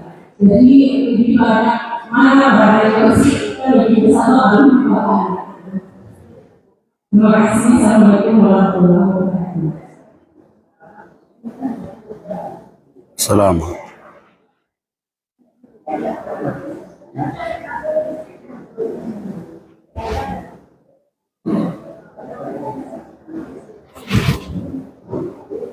Bismillahirrahmanirrahim. Assalamualaikum warahmatullahi wabarakatuh. Waalaikumsalam. Perkenalkan saya Nasir, saya asli di 18 tahun ini. Ini kebetulan juga Bu Mami juga ada di sini. Kemudian ada beliau juga. Saya melakukan riset secara individual di sekolah. Itu ketika saya pagi-pagi itu saya menanyakan kepada siswa, Bapak bilang Bapak yang tadi tidak sholat subuh itu hampir separuh anak itu tidak sholat. Ketika kami tanya kenapa tidak sholat, terlambat malam, bangunnya juga benar. Sementara yang tadi pendidikan kita mengajarkan untuk cepat bangun. Cepat tidur, cepat bangun. Tujuannya adalah agar anak kita bisa sholat subuh. Jadi kalau kita melihat di sini, jangankan yang dikatakan berbicara itu, yang laki-laki itu sholat berjamaah, sholat berjamaah. Nah ini, jangankan kita tuntut mereka itu untuk sholat berjamaah. Ketika kami tanya itu, kenapa bangunnya jam 6? Apa ayahnya dan bangunkan ayahnya tak sholat? Ayah saya juga tak sholat. Nah ini mungkin ini PR untuk kita semua terkait dengan PSS kita tersebut. Kalau bisa khusus untuk anak-anak kita di sekolah itu, bagaimana kita modal lokal kita itu selain dari PKK. Sekarang kan sudah ada PKK dengan PUBG. Jadi PUBG ini menjadikan adalah sejarah Islam, bahasa Arab, semuanya bercampur di situ. Kalau sementara pelajaran PKI juga itu juga diajarkan. Di PDA itu juga diajarkan. Jadi kalau menurut saya ini tidak terukur, tidak spesifik. Bagaimana kalau seandainya fenomena yang terjadi, mengapa orang tua di kota Putih ini, masyarakat kita menyekolahkan anaknya di SD swasta? Mengapa begitu? Salah satu nilai lebih yang didapatkan di swasta itu adalah diajarkan tahfiz. Mengapa kita di sosial ini muatan lokal yang diambil, mengapa tidak tahfiz? Pagi-pagi semua anak, baik semua anak SD, SMP di kota Putih ini, SD, SMP, SMA. Mengapa satu jam pelajaran pertama itu, mengapa kita tidak fokus di tahfiz? Kenapa? Karena salah satunya saja yang pernah saya baca.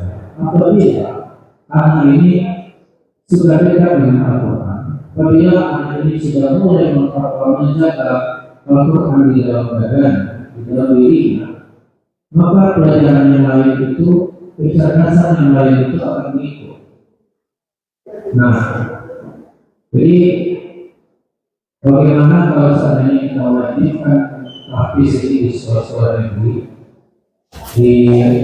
diajarkan dan kita ajarkan kalau gurunya betul-betul guru tapis, bukan guru maaf, bukan guru PAI, Ya, tentu tuh di luar dari kurikulum agak repot. Iya. Dan itu yang akan menanamkan interaksi itu mereka Sebenarnya ada ruang, cuma kan perlu bisa saja, tapi harus dipelajari dulu dari sisi regulasinya. itu saran-saran terkait dengan kalau kita betul-betul ingin generasi kita ini betul-betul menjadi generasi yang kita harapkan, generasi yang masih itu. Tapi kalau seperti ini, itu bukan generasi emas, tapi generasi yang akan tidak semasa 2045. Itu saja Pak. Assalamualaikum warahmatullahi wabarakatuh. Assalamualaikum warahmatullahi wabarakatuh.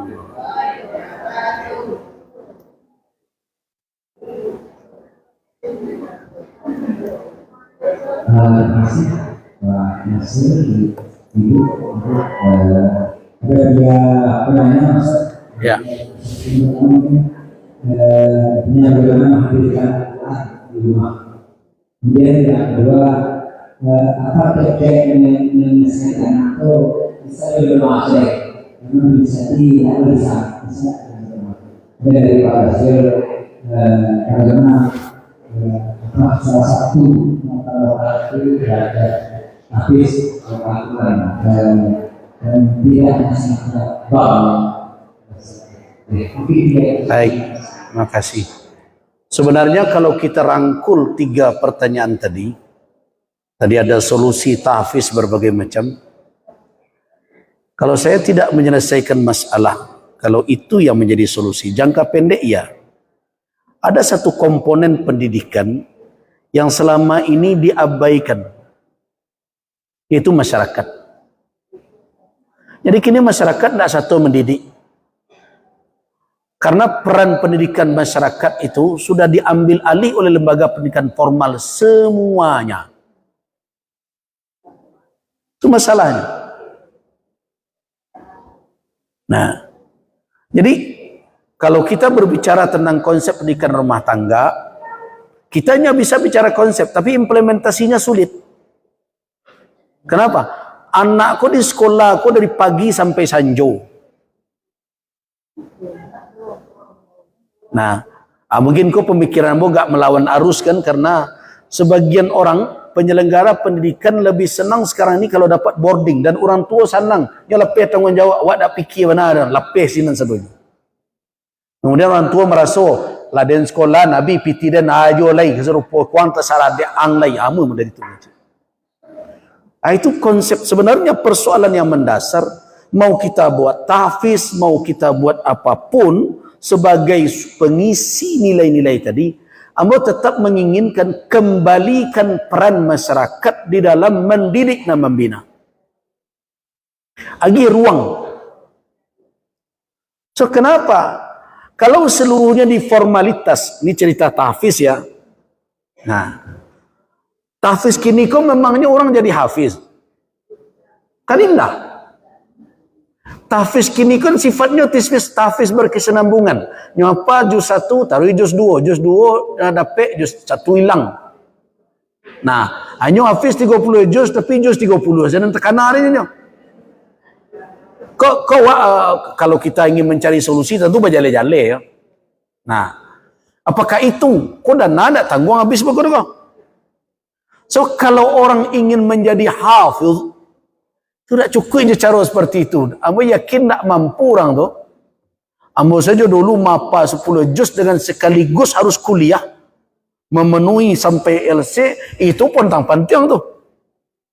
Apalagi dengan beban anak-anak kini. Membantu pelajaran lah sekian, kemudian suruhnya apa? Dan pelajaran tak ampuh dan hafalannya tak selesai. Sehingga maaf saja, ada sebagian sekolah harus kita dianalisa betul. Nilai kau tinggi-tinggi kini apa yo kemampuan anak? Apa ndak ada lo rapek sebagian sekolah, itu bukan menuduh, tapi perlu untuk dianalisa karena ada beberapa laporan. Nah, adonan mengatakan ndak boleh diagi di bawah 80 bagai. Nah, jadi kalau kita ingin memperbaiki kok, yang terjadi kini, ada cie kuncinya dulu, jujur. Ndak boleh ada proyek di siko, ndak boleh ada berbagai macam, jujur mendiagnosa. Jadi ibarat orang sakit gua, pailah awak ke dokter, awak nak bau be, sakit bu, ndak ada doh. Palo panjang, indak. Kaki sakit, ndak lo doh. Coba darah tinggi, ndak. Apa yang cek dokter, pulang lalai ibu dah sakit doh kan. Nah, ikut yang terjadi kini, awak ndak pernah nama jujur membuka 5 persoalan sebenarnya. Kalau mau mencari sekolah itu, kalau membanding-bandingkan dengan sekolah-sekolah di luar, taruhlah aku pernah lo pergi jalan-jalan ke luar negeri, mau perhatian, sekolah anak-anak awak aku lah super kok. Superman, superwoman anak awak aku kok. Ndak ada sekolah orang sampai SD doang dan sampai pukul 3 pulang, ndak ada tu. Bahkan ada sekolah dan sampai kelas 5 ndak ada ujiannya doh. Suruh bermain-main je anak-anaknya. Nah, ada awak ndak. Keluar pukul 6, pulang pukul 4, kursuskan pula tu. Suatu PR harus dibuat. Akhirnya lupa ya paknya nak suruh-suruh dalam sepakan. Nah, itu yang terjadi. Nah, kini nama awak ndak melakukan perombakan. Kenapa? Nah, apa beda pendidikan yang ada di tengah masyarakat dengan pendidikan yang ada di lembaga formal? Pendidikan di lembaga formal itu adalah transfer keilmuan. Sulit untuk menampilkan ketauladanan. Carilah itu. Sulit. Kenapa? Karena mereka tidak ada dalam pergaulan rutin. Mereka ada dalam pergaulan formal. Ada apa-apa guru ajarkan di sekolah, tidak nampak dia di tengah masyarakat. Aiko jadi persoalan kok. Nah, dan masyarakat tidak merasa bertanggung jawab bahwa mereka telah memberikan contoh yang buruk ke anak-anak. Kenapa? Karena mereka tidak merasa ada beban untuk menjadi pendidik. Kalau dulu kan awak sadonyo masuk ambo teraso, mama tokoh masyarakat itu merasa menjadi pendidik di tengah masyarakat. Karena itu kalau ada anak gadi nombor 22 je nak bujang sehari, itu pemuda saya pandai menegur. Merasa punya tanggung jawab. Mama awak kalau awak macam-macam yang bawa, marilah. Tak berani apa awak menegur. Jadi peran Niko dihilangkan di masyarakat Minangkabau. Walaupun orang Minangkabau tadi berbangga-bangga tu kalau menyambut pahlawannya. Bung Hatta, Agus Salim. Woi, kok produk surau kok dulu. Ini mana? Jadi kalau kita berbicara tentang apa pilar pendidikan yang telah hilang adalah masyarakat tidak lagi menjadi pilar pendidikan dari generasi. Nah, itu kerajo bare dan harus buat kerajuan. Itu satu. Nah, nanti secara spesifik. Tadi Ibu bertanya, ini disebabkan kita tidak berpegang teguh kepada Al-Quran dan Sunnah. Iya, itu jawaban mendasar, benar. Seluruh penyimpangan yang ada disebabkan awak mencari petunjuk keluar itu. Itu dalam hadis yang diriwayatkan Imam At-Tirmidzi dari Ali bin Abi Thalib menjelaskan, fitnah itu akan tiba nanti. Kata Ali, wa mal makhraj? Jalan keluarnya ya Rasulullah, kitabullah. Kitab Allah jalan keluarnya. Nah, kemudian diingatkan oleh Nabi, wa man ibtaghal huda fi ghairihi adallahu Allah.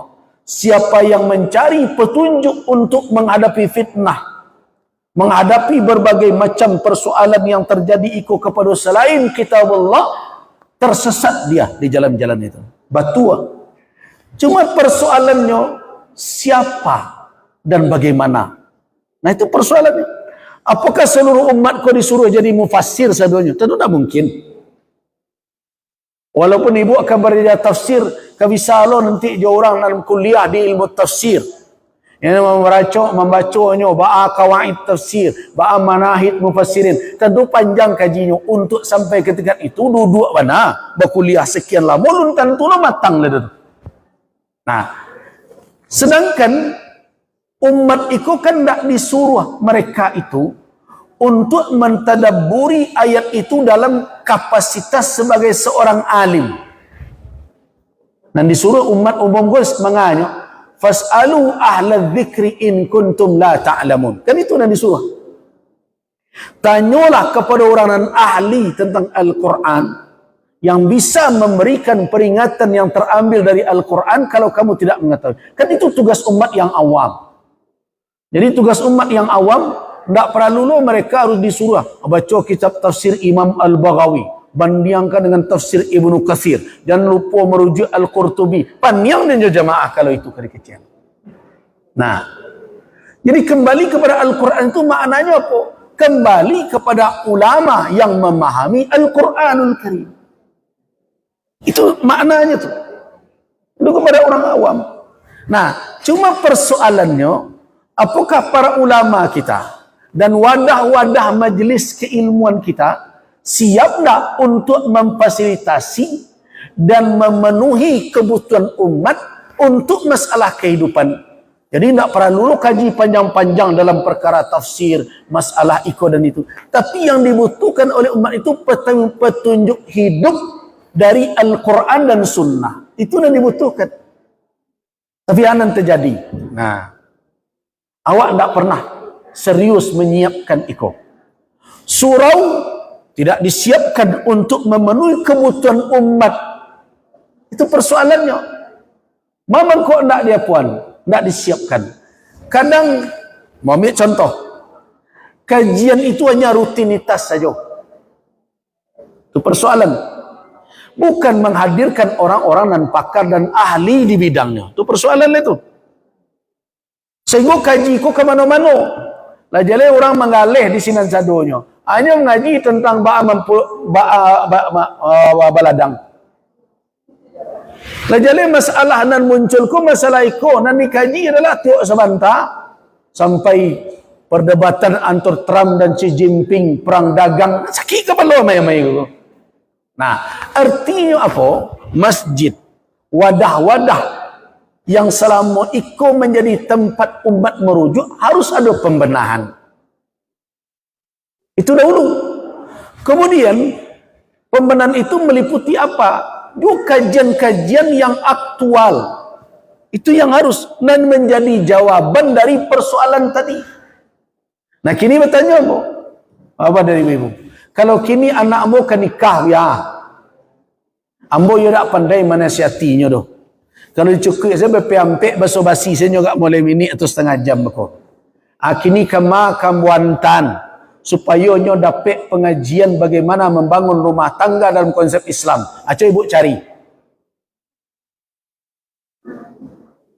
Bawa pengecek balik ke Al-Quran dan Sunnah. Sedangkan yang seperti itu tidak dilahirkan. Nah, kajian-kajian yang bersifat tematik menjawab persoalan umat kan tidak laku di kalangan ibu-ibu dan bapak. Itu masalahnya. Kenapa? Karena susah melawak kalau mengaji itu. Yang ketujuh dek jamaah aku adalah ustaz yang pandai melucu, yang pandai melawak. Oh kok kaji ke bisa dibawa tidak tersarah. Nah, makanya syaratnya kini kondang lucu. Akhirnya pun didapat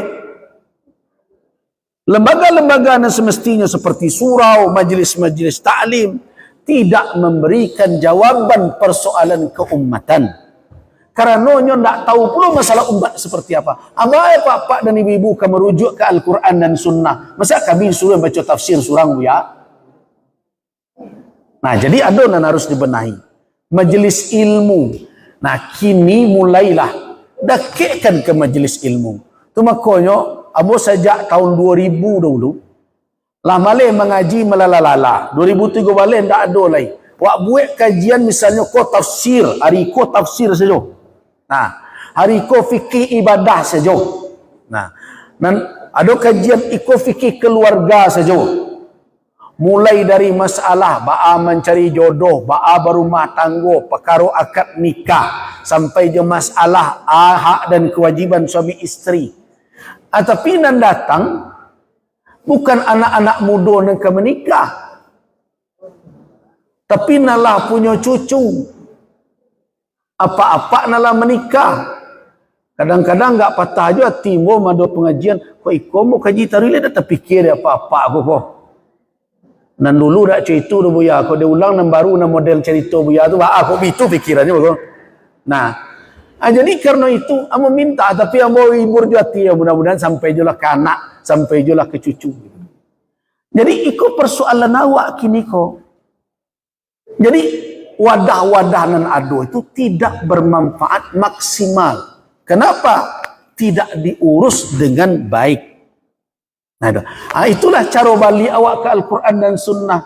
Jadi tak mungkin umat kau disuruh bacalah kau kitab tentang tarbiyatul aulad. Aku kitab cewa baca. Tidak mungkin umat. Dan umat secara awam tidak disuruh sampai ke sini. Mereka disuruh fas'alu ahla dzikri. Tanya ulama kalau awak tak tahu. Nah, kini jalankan itu. Nah, boleh meminta ke lembaga terkait. Sebenarnya kalau dipikir, kalau adalah kewenangan kau di tangan nama misalnya, musajid bisa buat tata itu. Tapi kan masjid tidak dalam kewenangan majlis ulama. Wajib masjid itu bisa diarahkan dalam lembaga, dalam koordinasi, ada 20 organisasi nama Dewan Masjid. Nah, itu masalahnya, takana di MUI lain, tapi MUI tidak bisa menjangkau dengan implementasi kalau lembaga-lembaga terkait itu tidak namuh berkoordinasi. Itu persoalannya. Jadi itu jawabannya, betul. Tetapi Al-Quran dan Sunnah harus dijalihkan maksudnya. Harus dijalihkan yang difahami dari situ untuk menjadi jawaban persoalan. Yang kedua, sejauh mana kita menasihati anak? Nah, yang pertama, kalau sejauh mana yang dimaksud masanya tidak pernah berakhir. Kalau masanya, wakatunya tidak ada berakhir. Anak nalah menikah pun harus juga nasihati. Jadi tidak terpakai dah tu sagan awak dek sultan, tak mu dah tu. Kan ada kadang-kadang mintuo dan sagan. Nah, lah nak jagonya subuh, lah jalan kamar mandi tak ada di dalam kamarnya. Tu mestinya bau duanya lah. Taruhlah kau anak produksi berhalangan tu tak mungkin menantu laki-laki kau berhalangan lah dok. Amale tu mintua mengetok pintu jagoan. Nah, lain beradab awak jadi orang tua, lain tak kanai awak dek sumbang dan dua lain tak ada tu. Dia sebelum sumbang tu dilayan syarat nama jadi ukuran. Syarat mengatakan Nabi SAW tengah malam ke tahajud, sebelum beliau tahajud pintu rumah Fatimah dan beliau ketok, ya ahla baiti, ay keluargamu bangunlah salatlah. Itu dari waktu. Jadi kapan saja dan di mana saja. Tapi kalau sampai urusan apa? Ya kan pertanyaan ibu sejauh mana? Aku banyak tafsirannya kok. Sejauh mana? Kalau yang dimaksud sampai urusan material sekalipun, apa materinya yang akan diberikan? Seluruh persoalan kehidupan. Nah, tak boleh ikut urusan kecuali dalam urusan kalau anaklah punya rumah tangga, urusan rumah tanggonya tak dicampuri di awak oleh secara personal. Itu nombor lalu. Tapi kalau sebelum itu awak bertanggungjawab menjalihkan. Jadi jangan ada sagan awak menelepon. Di kini. Nah, di situ jo siapai. Jo kawan kawan tu. Sampai ke sejauh itu boleh dan harus. Oh kok ketinggalnya sekamar, jo sekamar. Jo sianu di rumahnya, anak sianyo. Sampai ke situ tanggung jawab. Tapi kalaulah menikahnya, urusannya barangkali dibalian baju dek lakinya, tu tak salah. Lai kau bertambah amehnya sejak menikah, tak perlu lai. Urusan pribadi rumah tangga dia, itulah lapeh dari awak. Tapi tentang ibadahnya, tentang akhlak perangainya dan tampak dia awak, tetap. Itu dari sisi material. Nah, kemudian berikutnya, yang ketiga, jawaban. Sejauh mana tadi itu adalah caro. Nah, di dalam caro itu kiat tersebut adalah disesuaikan dengan kondisi dan keadaan. Kadang ada hal-hal tertentu masih boleh ayah yang menyampaikan. Ada hal-hal tertentu agak rancak bondo atau ibu yang menyampaikan. Dalam hal tertentu perlu dibawa ke ulama, diantar ke ulama. Jadi di dalam caro dan kaifiat maka disesuaikan dengan kebutuhan dan kondisi mana nasihat ini akan efektif membentuk anak tadi. Nah, itu kira-kira jawaban. Jadi ada perlu orang ketiga, perlu. Tapi ingat-ingat, kalau awak memasukkan orang lain untuk berkomunikasi dengan anak awak, cari nan amanah. Nah, ini perlu kok. Karena kalau tidak, maka kadang yang menjadi rahasia, yang menjadi suatu hal yang mesti dijaga, yang menjadi aib rumah tangga, kadang tak selamat. Nah, perlu. Nah, karena itulah dahulu orang tak pernah menyebut kasurau. Tapi orang dahulu menyebut basurau. Kalau kasurau tu orang nan pamaleh tu. Nan persoalan dewa bukan kasurau. Kasurau itulah tugas awak. Nah, bermasalah dalam konsep itu, awak kan bicara konsep. Konsep itu adalah basurau. Apa nama basurau itu? Awak punya lembaga majelis ilmu dan itu menjadi majelis ilmu awak. Itu satu basurau. Dan kedua, awak punya pembimbing ulama dan itu bisa sampai bertanya awak kalau ada masalah. Nah, itu nanda ada kini. Jadi kembalikan itu. Kenapa? Karena ulama butuh interaksi yang aktif. Jadi untuk memahami teori dakwah, psikologi dakwah, kalau awak ingin tahu tentang karakter jamaah, tidak bisa dengan gaya ceramah hit and run. Tahu hit and run? Seperti kini serang lari. Ceramah bersuara setengah jam, tu bulan mungkul lalai. Tidak bisa. Kalau kita ingin melakukan mu'alajah, melakukan terapi terhadap persoalan umat, ulama itu harus hidup di tengah umat, harus berbawa je umat, harus mengerti apa perangai dan kelikit umat. Nah, di situ itulah ulama mendapatkan pemahaman utuh tentang jamaahnya. Makanya kalau jamaah ngaji biasa jambo, ambo tahu tu karik kandiangnya. Oh, kalau iko kok kurang piti kok. Nah, kalau iko kok sedang berang ke udahnya kok. Mudah awak mengetahui. Jadi ketika awak memberikan nasihat, itu memang sesuai dengan kondisi dan keadaan. Tetapi kini hilang. Umat kini tidak bersurau dan tidak berbuya. Suraunya apa? Suraunya TV. Buyanya TikTok. Itu kini nanti jadi. Jadi harus dirombak. Terakhir adalah tentang tadi tahfiz. Betul.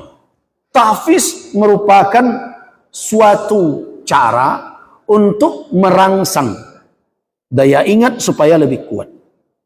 Dan itu berkontribusi terhadap daya ingat, terhadap suatu materi yang diberikan.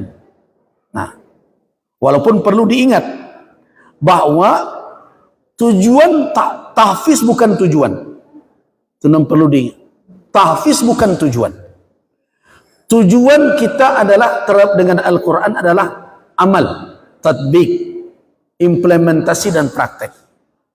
Tidak ada gunanya orang hafiz kalau dia menyalahi apa yang dihafalnya, melanggar ketentuan-ketentuan syarak yang dia hafal.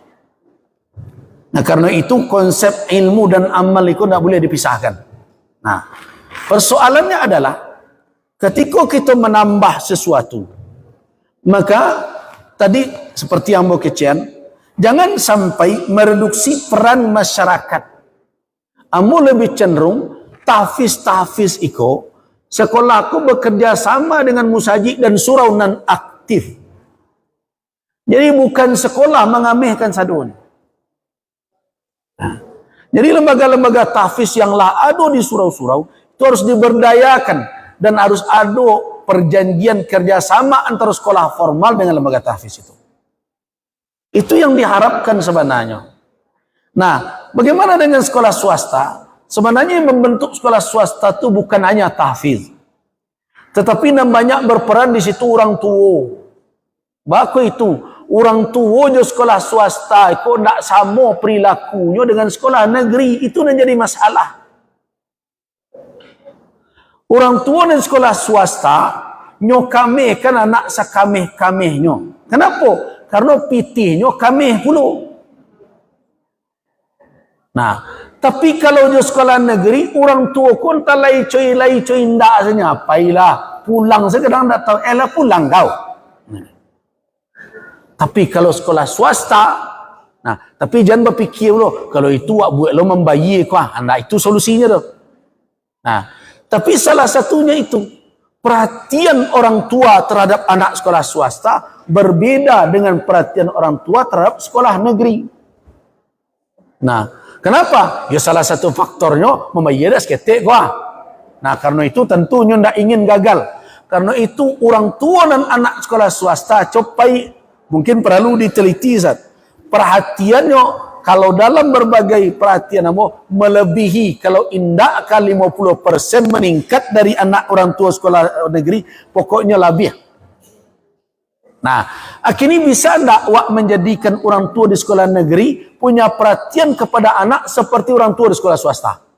Itu sebenarnya kuncinya. Nah, kalau tidak, sama saja. Itu satu. Yang kedua, sekolah swasta itu mereka lebih banyak berbicara dengan aspek-aspek moralitas.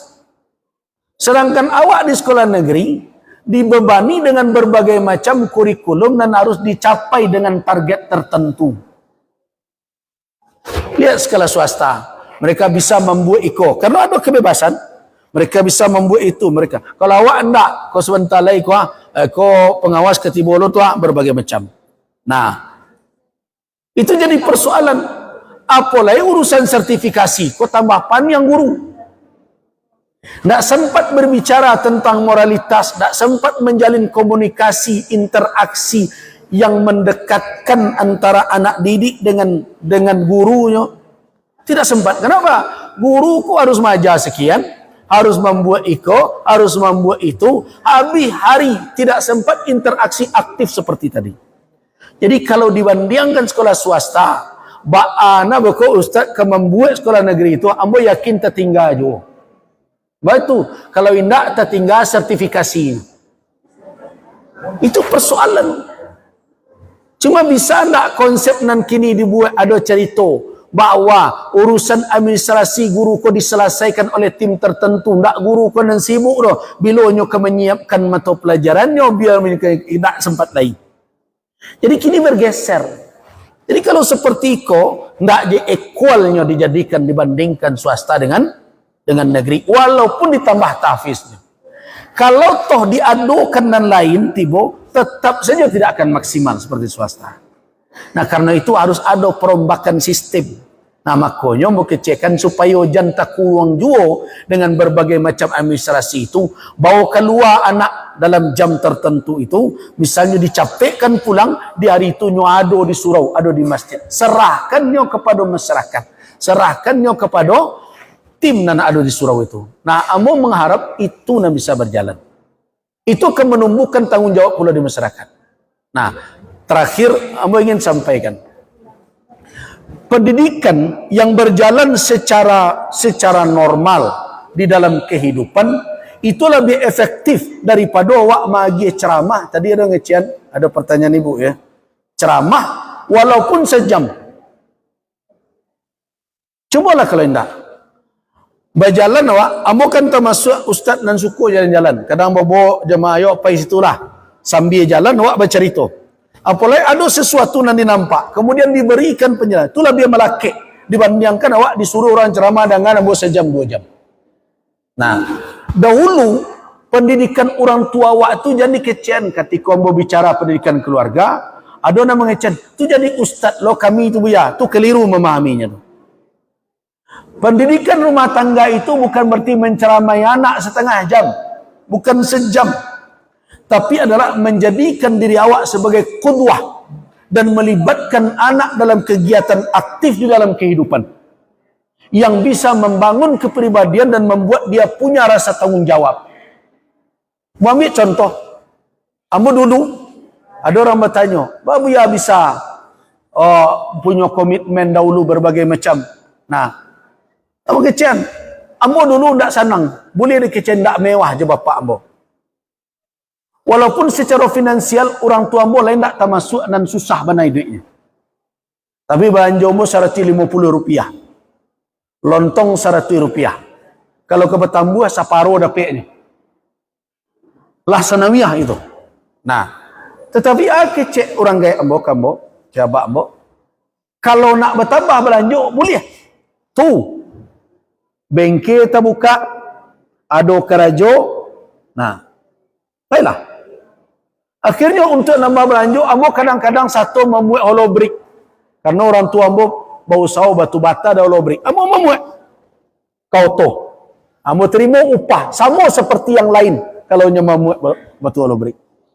Begitu juga kalau pulang, kalau tiba hari Ahad, hari Minggu, nah, abak ambo nyurah, buka bengkel tu kalau ada orang nampak injah-injah sepedanya atau pailas. Ang las itu, dapat ambil tiba kau tu. Ia mau kerajaan, mau buka. Kemudian datang orang, ambil las, buengkol mesin kubota sekian tu dah dapat ambil piti, sanjo ditanya, bahagia. Pak, mau dapat piti tadi. Kan santiang tu. Lah pandai yang malas, lah bisa angkarajo. Bah tadi, jual tadi itu. Oh, jual las listrik. Las listrik kau pakai mesin diesel dulu. Dah model kini pakai listrik. Lai talok dah mengkol mesin. Lai, kan lah gadang tu. Nah, tapi angkana mesin tu jo minyak bai dia nak jo air dia tu. Nah, jadi tadi pitinan dapat ma beli minyaknya. Siap tu. Nah, kemudian tadi balas kan jo kawek las. Kawek las tu dak minta saya ke Solok dia Bali tadi tu. Ma beli kawek las. Nah, lah sudah itu ambil lah. Coba bayangkan tanggung jawab. Kalau bapiti mau disaku mo, pergi sekolah, teragak nak belanja, ketika mengaluan piti ko nak boros awak taraso panik pangkalangan mengkol mesin. Nah, amu merasa itu bagian dari pendidikan. Kini je tanya, anak apa-apa dan ibu-ibu sialan terlibat dengan kegiatan apa-apa dan ibu-ibu. Makanya ringannya tiap sebentar abi pulsa timah. Abi pitinya transfer pa. Karena dia tidak pernah tahu bagaimana cara mendapatkan yang dimintanya. Nah, pendidikan keluarga itu nama kecekkan pendidikan kehidupan. Jadi beko jam buat lo kurikulum tiba di rumah. Nah, itu maknanya dah. Tapi mari kita hidup dengan anak-anak kita dengan mendidik mereka.